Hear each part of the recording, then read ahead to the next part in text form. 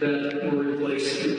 And it's very important to replace it because with the space station, the cooling we generate a lot of heat, and so if we don't have the ability to get rid of that heat, we have to shut down a lot of the space station.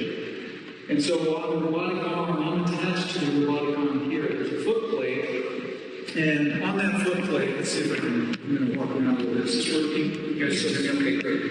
So on that foot plate, the way you're attached is there's a toe loop, and so you stick your boots through the toe loop, and then you push your heels out. And that's kind of how you're attached to kind of click in place.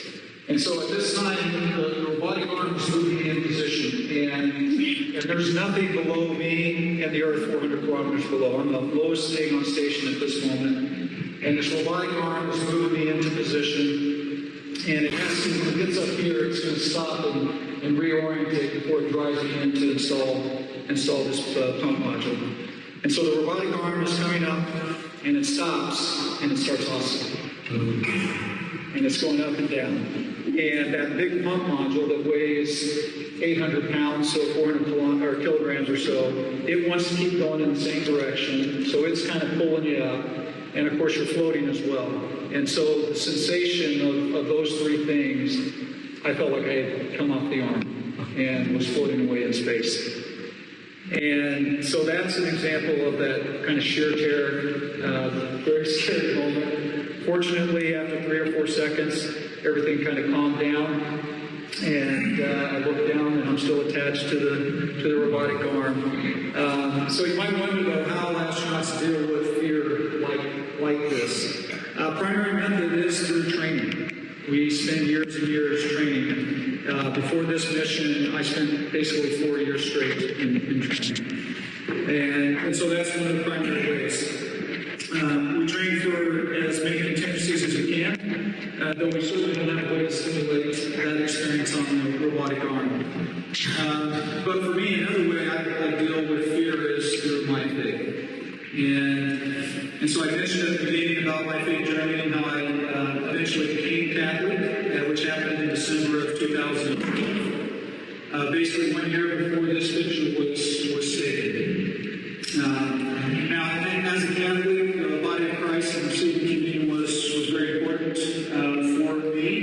And so, of course, normally we receive communion from a priest at Mass, but we didn't have a priest on board the International Space Station. And I talked about we need to get a priest in space. But I was able to get special permission to take the body of Christ with me in small text. And so this was the text that I took up with me on both my missions, and so I was able to once a week receive communion, and actually before each spacewalk, I had a chance to go up the door 5 times on spacewalks, and every morning of those spacewalks I received communion, and that was just one way for me to know that no matter what happened over the next 15 hours while I was getting ready for the spacewalk and then actually out the door for 6 to 7 hours, that no matter what happened, Jesus was going to be with me.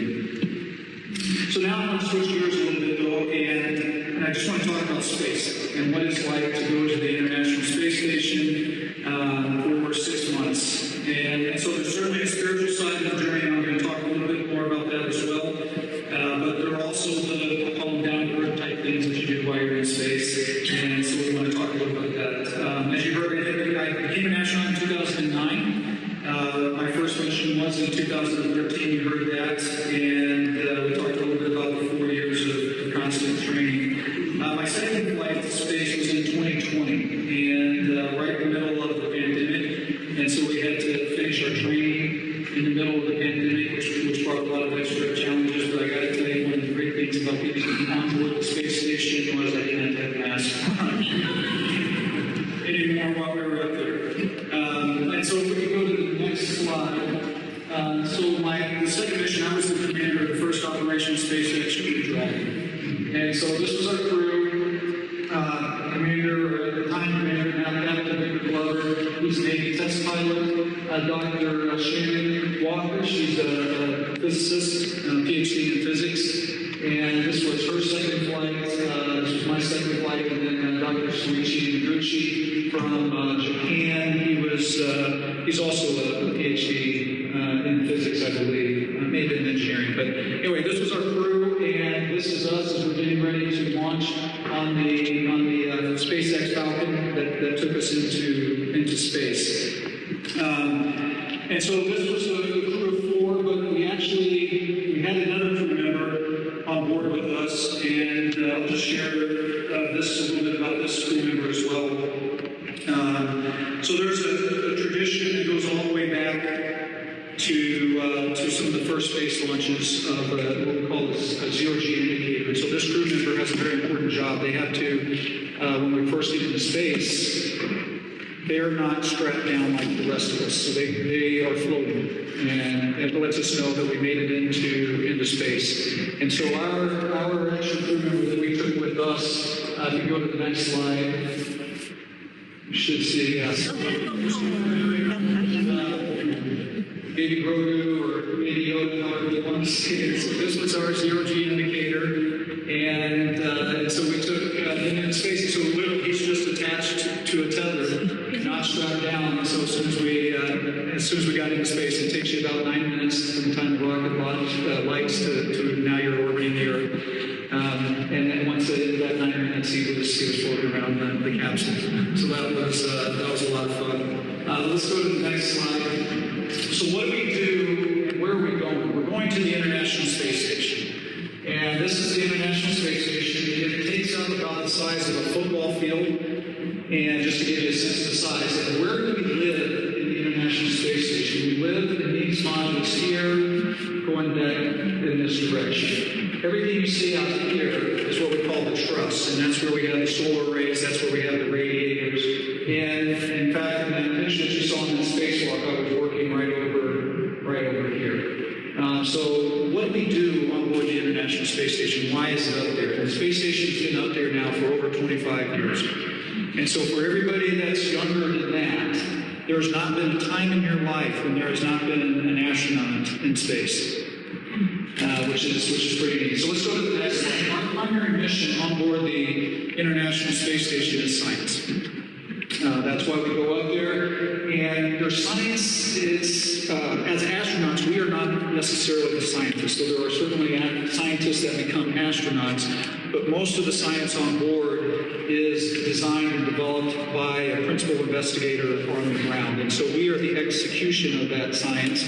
And that science can vary from us being test subjects to us just monitoring something, or sometimes we're actually very actively involved with the scientists on the ground. And so you're going to see a video here of some of the different types of science that we do on board. And just click on the video and it should play. There we go. So this is a couple of little satellites that we actually can do experiments with schools, and they'll float around and control themselves. Do a lot in glove box, so this is the biological type experiments. You saw a little bit of plants. This is Victor going through some of that human research that we do. And you're going to see Shannon here doing some work with fire on board. It's very important that we understand how fire behaves in space. This next one is going to be kind of fun. Believe it or not, when we were on space the second time, we had worms on board. And there's those worms. They were actually a multi-generational experiment, so they had worms that were born in space. And this is one of those where we're talking to the scientists on the ground, and it was a lot of fun to be able to get those pictures of the worms for them. Here's Suichi, you can see is doing some of the plant growth experiments, and then one of the last ones you'll see here is fluids. Fluids behave quite differently in space, and so we do a lot of experiments on how the fluids behave up in space. So that is the primary reason why we are on board the International Space Station, is to do that science. We usually do anywhere around 200 different experiments that we're a part of while we're on board. Let's go to the next. So the other thing that happens when you're in space, though, is a lot can happen to the human body as it adapts to that microgravity environment. So you can lose muscle mass, you can lose bone density. In fact, you can lose up to 2.5% bone density in a month while you're in space. And so the way we counteract, one of the primary ways, is through exercise. So let's start this video. We had 3 different types of it. Oh, no, let's go back. There we go. Yep, perfect. So this is not how we exercise. This is our treadmill. So you can see I'm wearing a backpack harness more or less, and I'm strapped down to the treadmill as I'm running. This is our weightlifting device, and you can see we can do deadlifts, we can do squats, we can do bench press, so all of the major lifts. And this is a big part of what keeps our bones strong while we're up in space. The other thing you'll notice that as we're exercising, this is moving. Because if it didn't, we have what we call a vibration isolation system, which separates it from the space station itself, because we can actually move the station. And then that's our exercise bike. And it didn't look like the enemy bike that most of you are used to. There's no seat, there's no handlebars, but that was a very challenging workout. So we actually have on our schedule 2 hours a day that we spend working out to try and counter the effects of microgravity. Let's go to the next. So we also, we do a lot of work while we're up there. We do spacewalks, we do robotic arm operations, we do the science, but we also have some free time. And one of the things that's great about life on board the International Space Station is NASA does a fantastic job of helping you keep in touch with your families. And so on my first mission in 2013, my boys were in 9th grade and 7th grade, and they are hockey players. And so you get to have a video conference once a week with your family. And most of the time that would be just with them at home. But there were multiple times while I was up there on the weekends when they would actually have a hockey game, and it lined up with the video conference. So let's start the next video here. And so this is me on board station, and I'm getting to watch the kids play hockey live. So Julie's actually there with the iPad following the game, and she's got the earpiece in talking to me. She got a lot of strange looks from other parents and folks at the rink. But this was extremely important, right? Because I'm orbiting on the other side of the earth, and then I'm getting to watch my kids play hockey back in Texas. And so the ability to stay connected with your family was extremely important part of my spaceflight experience. But I think it was also important for the kids to know we were offsides there. But I think it was important for the kids to also realize that their dad was still a part of what they were doing down on Mars, even though I wasn't there. Let's go to the next slide. Also, on my free time, I did some experiments kind of on my own. And one of those was I took up some sunflower seeds. And so I actually planted sunflower seeds. But this was, don't tell NASA, this was not an official experiment, so I had to hide it. And so I had it kind of hidden up behind some stuff near a light. And one of the interesting things that happened as the plant, it took off and it just started growing.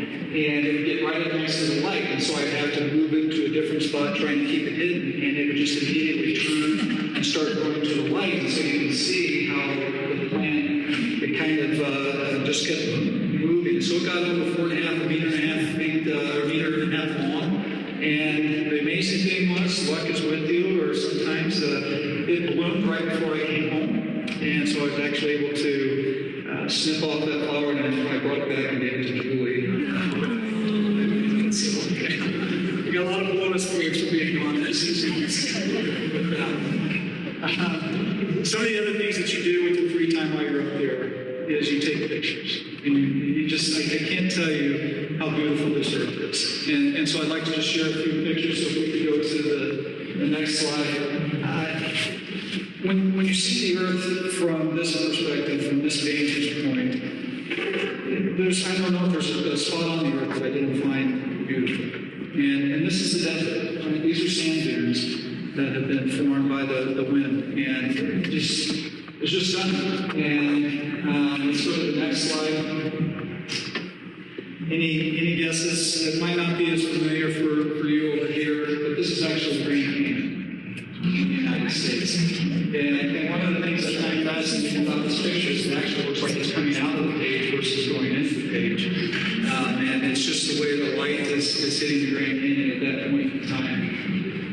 Let's go to the next one. The other thing is you just see the human impact on the earth, right? And there is beauty to that as well. This is just over West in the United States with all the crop circles. And the next slide. I mean, it looks like a bean, right? This is Earth. And what you're actually looking at, if you go to the next slide, this is an area in the Caribbean. And so this is an area of deeper water. And what you're seeing is like I zoomed in on the shallow water. And what you're actually looking at is the sand formation underneath the water. So you're seeing that from space. And so it was pretty incredible. Now, the other thing that I had an advantage on this mission was I stayed in the Crew Dragon capsule as my crew quarter because we didn't have enough crew quarters on this particular mission. We expanded our crew to 7. But the advantage was it had windows. And so I was able to take some pictures out of those windows, including the next one. So if you go to the next, this is the night pass.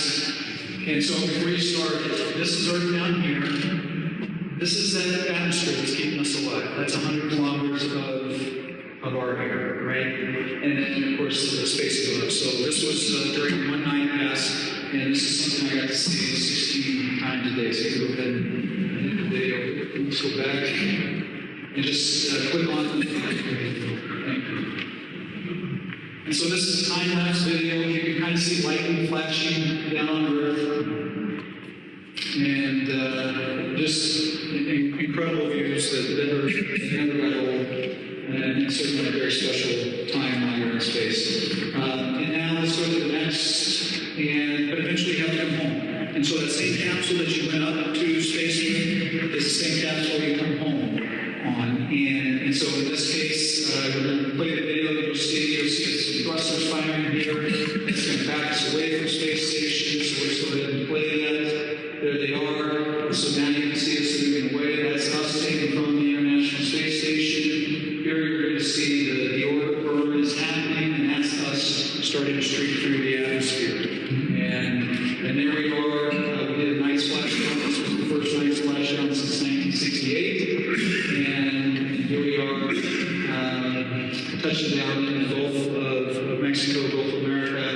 And then SpaceX is right there to pick us up. And probably within 30 minutes of splashing down, they had us hoisted onto the ship, the recovery ship. And here you see us coming out of the space station. This is the first fresh air that we breathed in 6 months.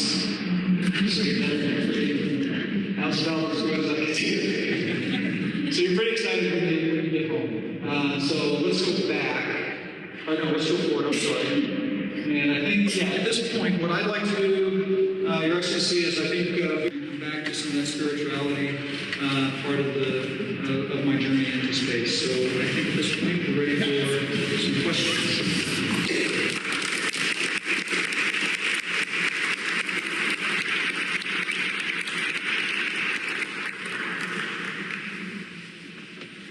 Thank you very much. And I was thinking that Roland Hawkins has had many journeys in his life. Life journey, human journey, a spiritual journey as well. And you can see a Eucharistic journey. And I was thinking, this evening we are organizing here in the parish, and we are organizing with the Diocese of Geneva, Fribourg, and Lausanne, which is our diocese, and we have here among us also Madame Gigon, representative of the bishop. And I think we as a community, as a church, as a Catholic Church, we are interested in having also, as on the whole just said, a conversation oriented towards faith. And so the first one question that I think comes up immediately to me is, how did your space experience enrich your faith life? Yeah, that's so my journey in faith, as you heard at the beginning,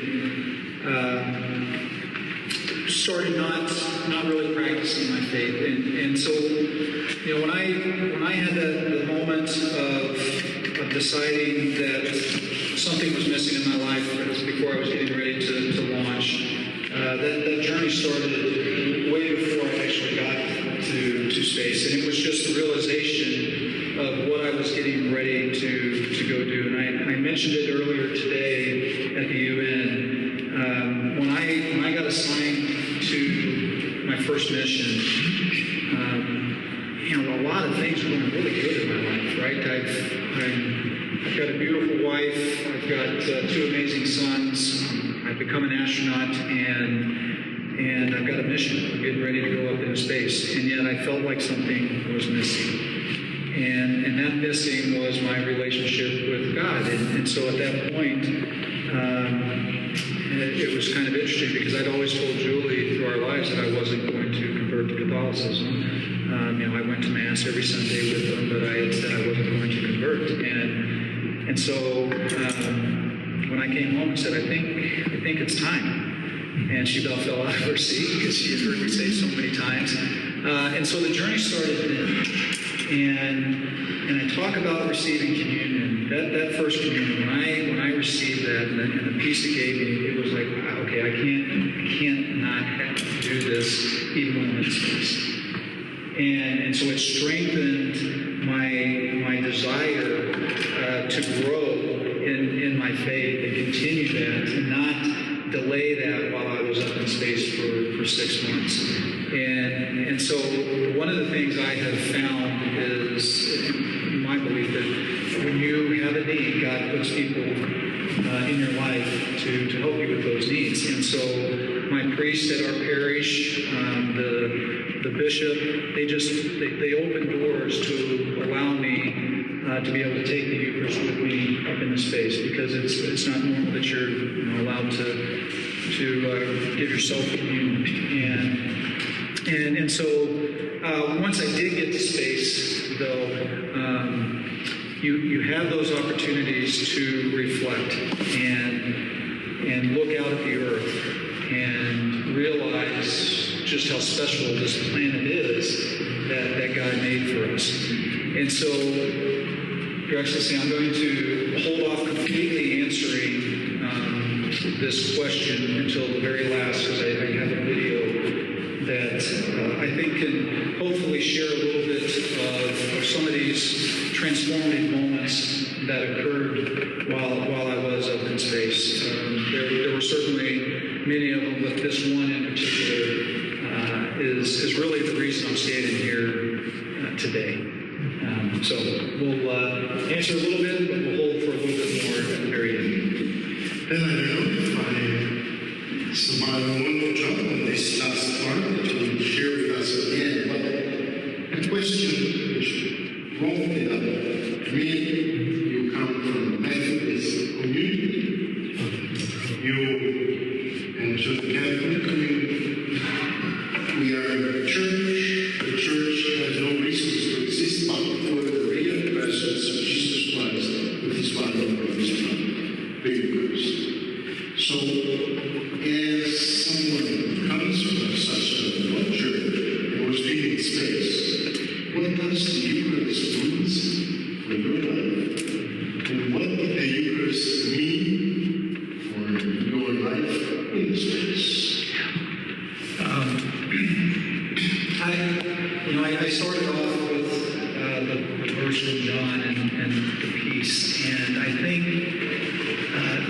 for me that is what just has been so important part of receiving the body of Christ, because there can be a lot of stress with being an astronaut. There can be a lot of stress with being a father or husband, just in life in general. And the thing I have found is that no matter what kind of stress there is, when I am sitting in the pew and get to come up and receive communion, that there's just those moments that, okay, everything's going to be fine. And so one of the interesting things, though, from just a practical side of receiving the communion in space, just to kind of talk a little bit about how we did it. So before they were consecrated, we took the wafers and we divided them into fours. And so that pyx that you saw was able to hold 6 wafers, and so we divided them in four. So I actually had 24 separate Eucharists, and so when that was then, right before I left, they consecrated, became the body of Christ. I took it into space, and so one of the interesting challenges of it, though, is when you open that pyx, everything has to float out. And so when I would receive communion on Sunday morning, I would have to just barely crack the pyx and kind of shake a little bit until you got one of them to start to come out, and then I could receive the body of Christ. But again, while I was in space, it just grounded me, and it kept me strong in what I was doing. It made me think beyond. A lot of times when you have a desire to be an astronaut, there's a lot of, I'll say, the selfish piece of it, right? I want to go to space, and I want to enjoy that. And by receiving the Eucharist, you realize there's a much bigger plan, and you're part of something much bigger than just one astronaut going into space. Thank you. And the Eucharist, and then, since the Eucharist is Jesus, the Eucharist, you with the Eucharist went to space, and then you came back on Earth, and you were, I suppose, enriched by that experience in space. And so the question which comes normally, what did your space experience taught you about your life on Earth? How did your vision of Earth, of our, let's say, divisions, of our fights, of our concerns, of our anxiety change after that experience? Absolutely. One of the things I found is when you're separated from something, you oftentimes learn to appreciate it more. And so that was certainly the case for me. Being in space, of course, you miss your family, but you miss everything. It's funny, oftentimes in outreach events, you get asked if you could go anywhere in the universe, where would you go? And it's an easy answer. I come right here. Because I learned to appreciate everything about this planet that we live on. The little things. One of the things that the first weekend I came back from space, and I'm standing outside, and it's raining. I'm standing there in the rain sitting, and I didn't realize how much I missed weather. Because when you're in space, there is nothing. In the capsule, there's no rain, there's no snow, there's no wind. It's just always the same. And so what I learned was to appreciate every single moment that I have down here on Earth, to include being a part of the community of the Catholic Church.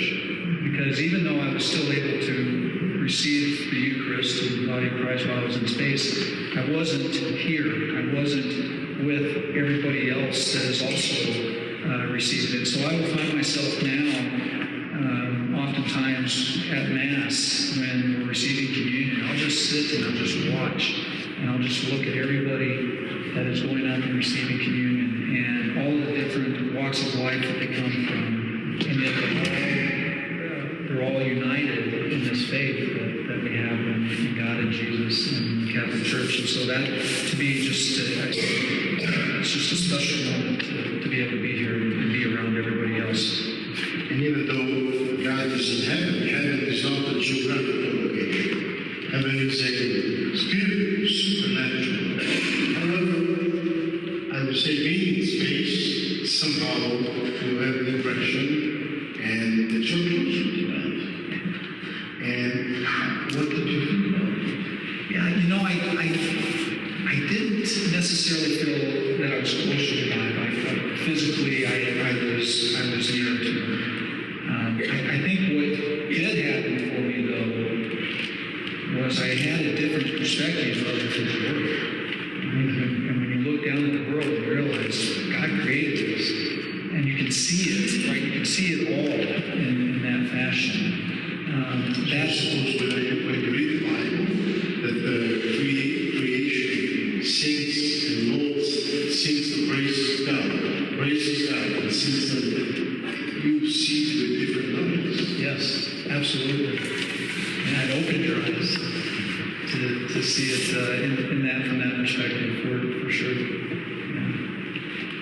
And then another question that I want to, I will give the floor to all of you who wish to put a question. But the last question to you and to Julie, because it's also a family experience being in space. So you have been, becoming an astronaut means getting ready to live far away from your family for a number of months, nearly 1 year. So how did you do this? And how did your somehow space experience mark your being a father and mark your being, and for you being an astronaut? You're going to let me go first? Okay.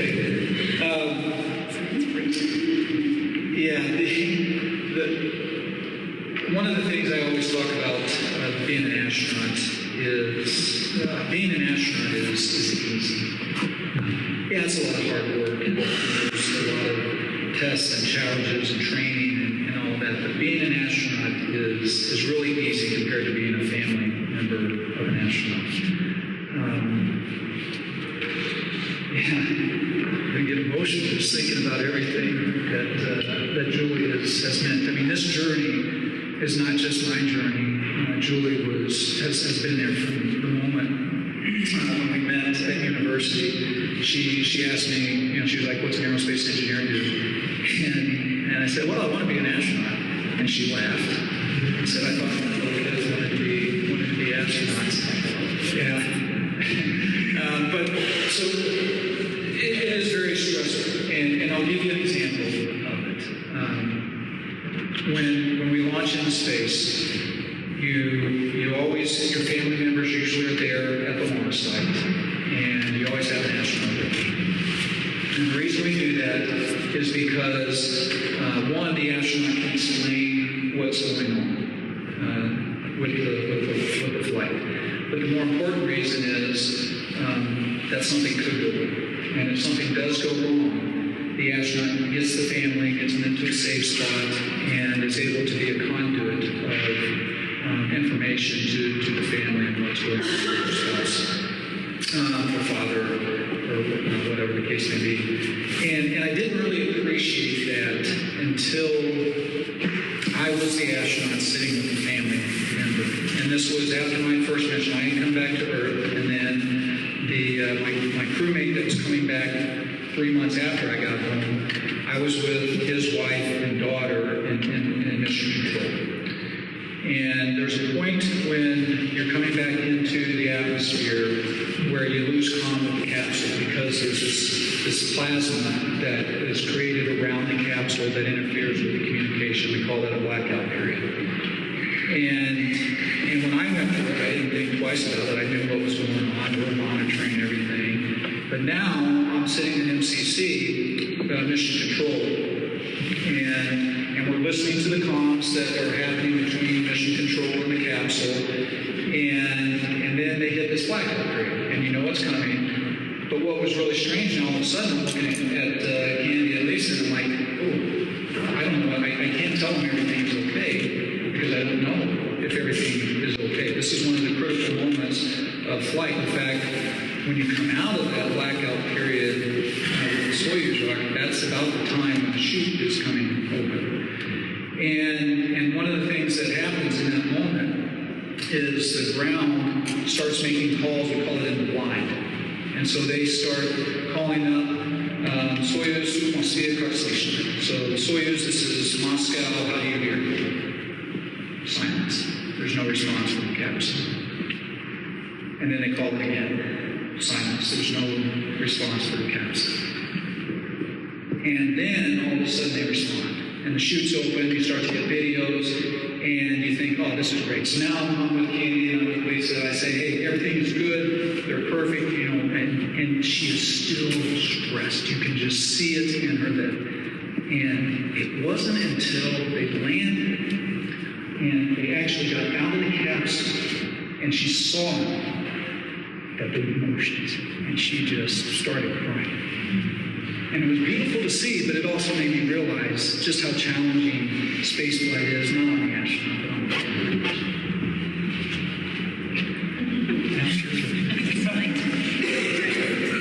Very stressful 5 minutes on the entry.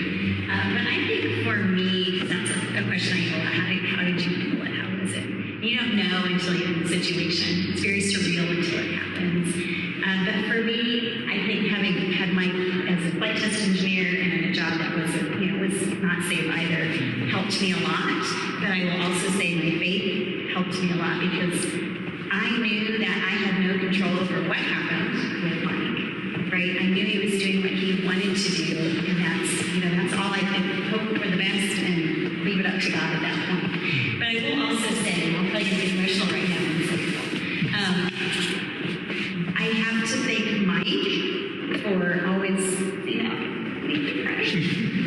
for always supporting and thanking us like he just did, because that's huge, I think, in relationships to acknowledge your spouse and what they've done, and it makes all the difference in the world. It made my job so much easier to stay at home and take care of our kids because he always appreciated it, and I appreciated that. He appreciated me. So. Some obligations available, maybe Stephen can show those. That inspired me to be here today because I do believe that this is part of God's plan for me, and that's to share the transformative message of God's love with people of all ages. And so to that end, my wife and I, we actually started a nonprofit called Astronauts in Our Space. And so if you go to the next. So we started this nonprofit called Astronauts in Your Space because I truly believe that I didn't go to space just to achieve my dreams of going to space or to further humanity's goals of exploring the stars, but I also went to space to further God's will. And so I'm going to share a video that is representative of this inspirational moment that I had. It shows what I was seeing out the window of crew driving resilience. It was during a quiet, reflective Saturday afternoon on the board station. And so it was a moment when I truly believed in some fashion that God was speaking to me. And so I got to set the stage a little bit, though. So a couple of facts about me. I don't like to write. And so like one paragraph email is torture. Two, you're not going to get a 2-paragraph email out of me. And then the second is, and I think you guys have probably picked up on this one, my faith journey is continuing. I'm on from a non-practicing Christian who was afraid to talk about my faith to a willing witness, share my testimony about the impacts that Jesus has had on my life. And so let's go to the next slide. And so on this particular Saturday, I woke up at my normal time. I worked out for a couple hours. And it's Saturday's cleaning day on station. And so I finished my cleaning chores. And it's good. I think it's just a dark slide. So you said that I put on some music similar to what you're going to hear with this video, and I look out the window. So let's hit play now. And you need to take it off camera. And when I see your north passing below me, it reminds me of a painting. Like I'm looking at the Sistine Chapel, which you can see is beautiful, but you can't see all the intimate details. You can't see Michelangelo's brushstrokes that make this painting so breathtaking, but you know it's his work, and you know he put his heart and soul into it, and you feel his emotions and the power of his genius. And looking down at the earth, I realize that this is God's painting. But unlike the Last Judgment, which was painted over 500 years ago, God's painting is happening in real time, and it's always changing, and I'm getting to watch him work. And I can feel God's power. I can feel his passion. I can feel his love, his joy, and I am in awe. And in that moment, I start to write. I start to put into words what I'm experiencing. experiencing, what I'm feeling, and it's effortless. For once in my life, I don't agonize over every word, every phrase, every sentence, and I realize that as incredible as this painting is, just like the Last Judgment, I can't see all the detail that make Earth, God's painting, so beautiful. I can't see the individual trees that make up the forest, the crops that make up the fields, the boulders that make the mountains, the waves hitting the beach. I can't see the birds and the fish and the animals that are everywhere on our planet, and most importantly, I can't see us. God's most important detail.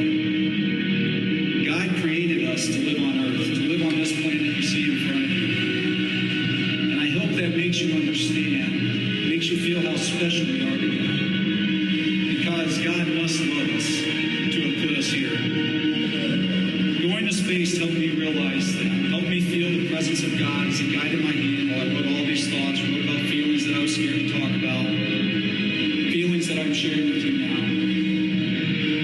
I wish every single one of you could experience going to space. But the good news is you don't have to go to space to feel God's presence, because God came down from the heavens to be among us. He sent His only Son to live among us, and He is here with us now in the Holy Spirit.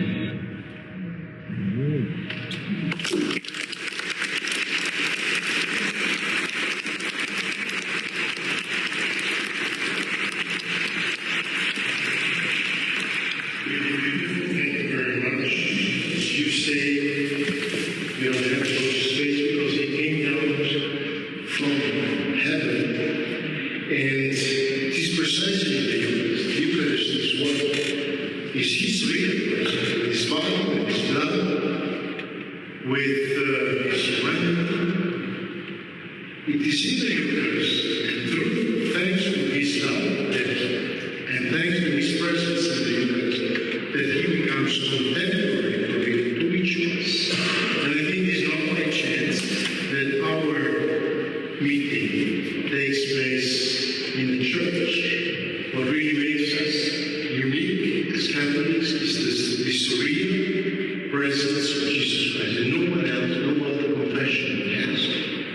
And it's not because of our miracle, but because He donated Himself, and because He decided to be contemporary and to accompany each of us in every situation, in every of our life.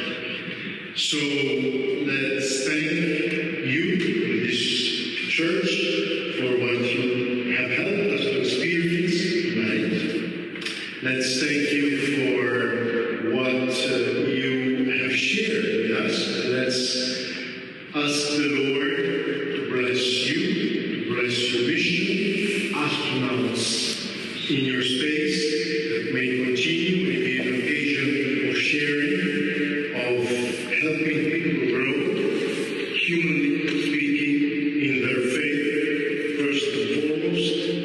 And let us help and ask God to enlighten each of us that we may really discover His face.